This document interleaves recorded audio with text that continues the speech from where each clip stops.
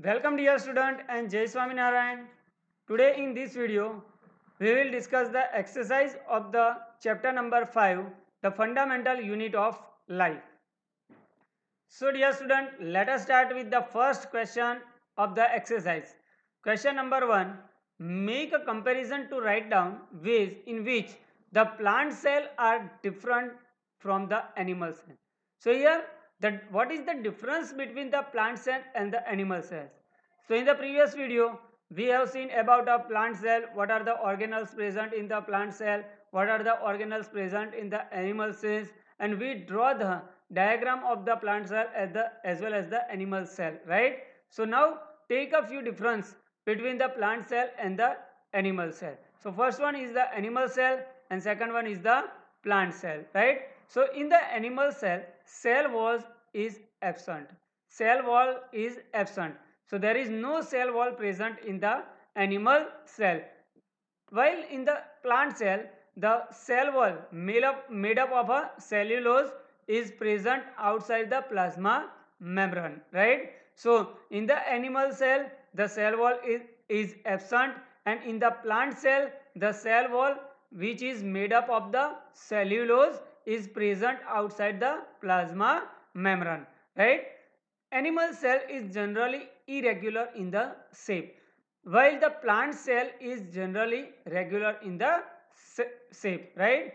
Animal cell is quite smaller than the plant cell, while the plant cell is larger in size compared to the animal cell, right? Plastids are present in the animal cells. Plastids are absent in the animal cells, whereas the plastids are present in the plant cell, right? Vacuoles are many, small and temporary in the animal cell, whereas in the plant cell, large vacuoles are present in the plant cell and it is a permanent in the plant cell. So these are the few points of the difference of the animal cell and the plant cells, right? So now the question number 2 is, how is the prokaryotic cell is different from the eukaryotic cell? So this difference between the prokaryotic cell and the eukaryotic cell we were discussed in the previous video also, right? Prokaryotic cell and the eukaryotic cell. So here the prokaryotic cell, the size of the prokaryotic cell is generally small, about a 1 to 10 micrometer, whereas the size of the eukaryotic cell is generally large, 5 to 100 micrometer. Nuclear region is called the nucleoid and is not surrounded by the nuclear membrane. So nuclear membrane in the prokaryotic cell is absent and the nuclear region is called the nucleoid.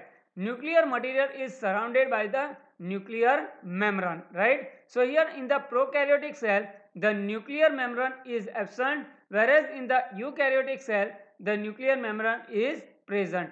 Only a single chromosomes is present, and in the prokaryotic cell. In the prokaryotic cell, only a single chromosome is present, while in the eukaryotic cell, the more than one chromosome is present. Nucleus is absent, whereas the nucleus is present in the eukaryotic cell. Membrane bounded cell organelles are absent. So there is not a membrane bounded cell organelles. So in the cell organelles, the membrane is absent in the prokaryotic cell, while the cell organelles are bounded by a membrane in the eukaryotic cell. Cell division by a fission or budding process. No mitosis or the meiosis present in the prokaryotic cell, right? So here in the prokaryotic cell, the cell division is processed by a fission or a budding process. The cell is divided, right? Where in the eukaryotic cell division is by the mitosis or the meiosis, right? So now question number 3. What would happen if the plasma membrane rupture or break down? When the plasma membrane break down, what would happen? So in case of the plasma membrane rupture or the breakdown, right, what is the effect in the cell? all the useful substance will move out of the cell. So when the plasma membrane break down, all the useful substance will move out of the cell, and there will be a no difference between the cell content and its external environment. So the cell will close its normal shape, right? So if the plasma membrane break down, all the substance in the cell move out of the cell, and there will be a no difference between the cell content in the outermost environment or external environment of the cell, right? Understand, dear student? Now question number 4. Question number 4. What would happen to the life of a cell if there is no Golgi apparatus? If there is no Golgi apparatus, what would happen to the life of the cell, right? So what will be the effect of the Golgi apparatus? Effect of the absence of the Golgi apparatus on the life of the cell. So here let us see the effect of the absence of the Golgi apparatus on the life of the cell.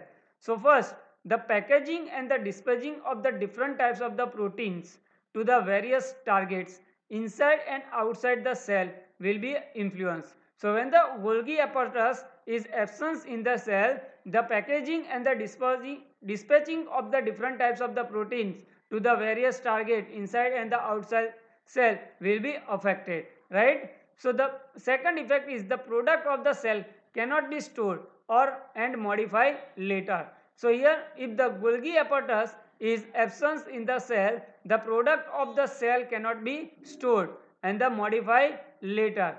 And third effect, there will be an effect on lysosomes formation, right? The formation of the lysosomes in the Golgi apparatus is affected when the Golgi apparatus is absent in the cell, right? There will be a cause accumulation of the worn out and the dead cell organs within the cell, which may cause the cell death, right? Cell death of the cell cause when the Golgi apparatus is absent in the cell. Why? Because there is no formation of the lysosomes, and this causes the accumulation of the worn out and the dead cell organisms, and the cell may be a death, right? So understand, dear student, answer of the first 4 question. Now question number 5. Which organelle is known as the powerhouse of the cell and why? Here, dear student, we know that which organelles is known as the powerhouse of the cell. Yes, mitochondria is known as the powerhouse of the cell. The organelle mitochondria is known as the powerhouse of the cell.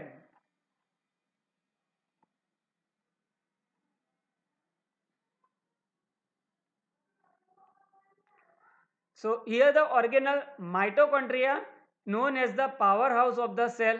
The process of cellular respiration take place in the mitochondria to generate the energy required for the various chemical activities in the form of the ATP, right? So here the cellular respiration process take place in the mitochondria, and it generates the energy which is used for the several chemical activity in the form of the ATP, and this is the reason why the mitochondria is known as the powerhouse of the cell, right? Understand? Now question number 6.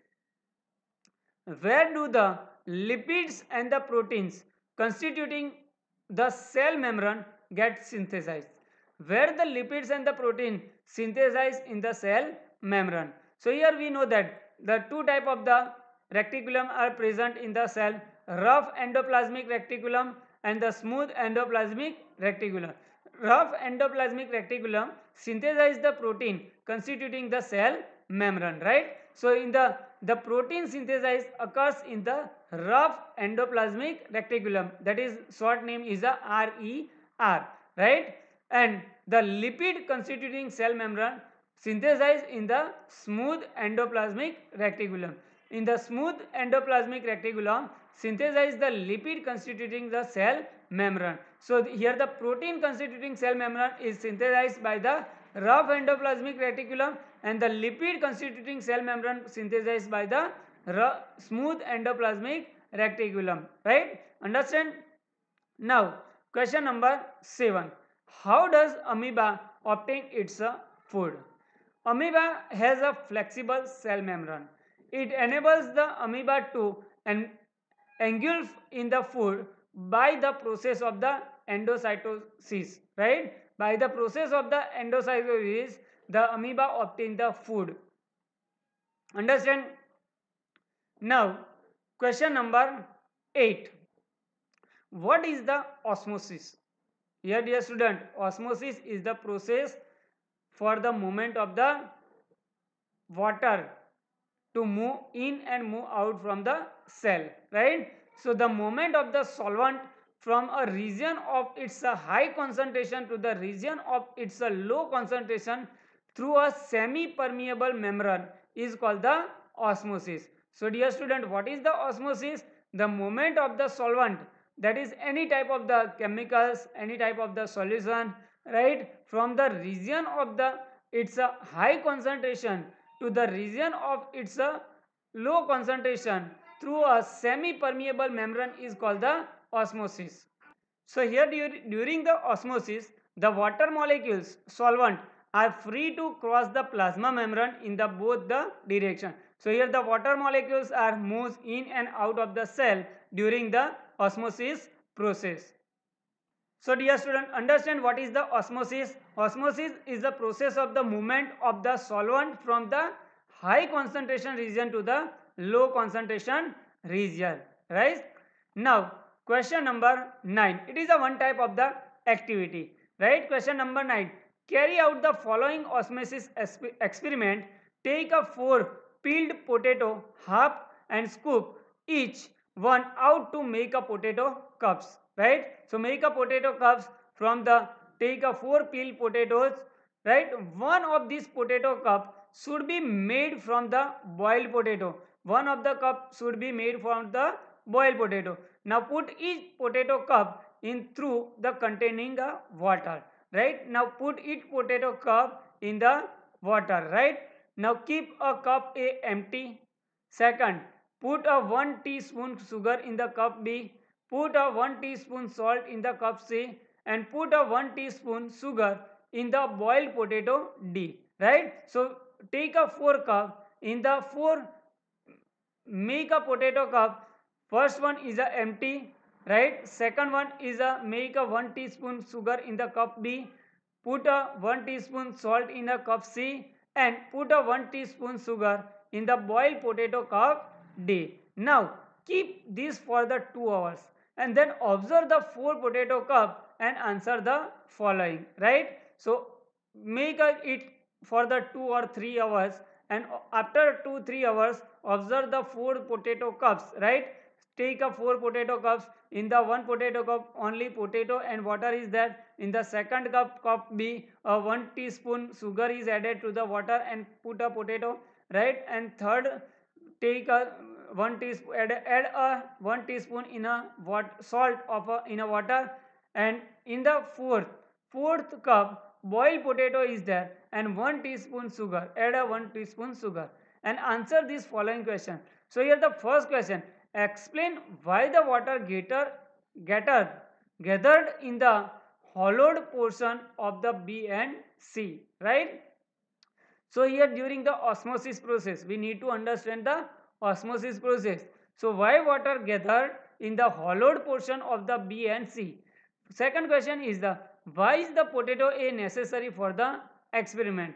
And question number 3, explain why water does not gather in the hollowed out portion of the A and D, right? So first question is, explain why the water gathered in the hollowed portion of B and C. So here the answer of this case, osmosis is the process responsible for gathering the water in the hollowed portion of the B and C. Since the concentration of the solute, sugar in the cup bend, salt in the cup, sugar in the cup B and the salt in the cup C is the higher inside the cup as compared to the water which is outside the cup. So here the osmosis is the process responsible for gathering the water in the hollowed portion of the B and C Why? Because in the concentration of the sugar in B and concentration of the salt in C is higher compared to the concentration of the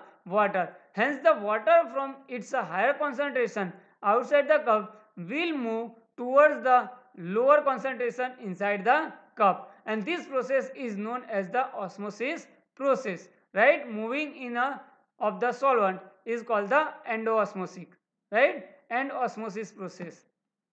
Now second question is, why is the potato A necessary for the experiment? Here the potato A act as a control for the experiment.